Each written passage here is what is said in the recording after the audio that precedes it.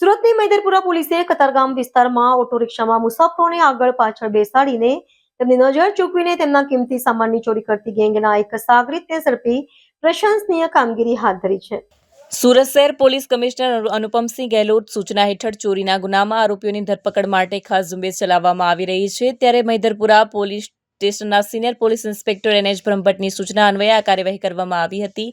In charge surveillance police sub inspector NA ચૌહાણની આગેવાની હેઠળ હેડ કોન્સ્ટેબલ તરુણકુમાર ગિરીશભાઈ અને હેડ કોન્સ્ટેબલ ધર્મેશકુમાર કાંતિલાલને મળેલી બાતમીના આધારે આરોપીને શોધી કાઢવામાં સફળતા મળી હતી. પકડાયેલ આરોપીનું નામ જાવીદ છે, જે સલાબતપુરા વિસ્તારમાં DKM હોસ્પિટલ પાસે ખાતે રહે છે. આરોપી વિરુદ્ધ કતારગામ પોલીસ સ્ટેશનમાં ગુનો નોંધાયો હતો.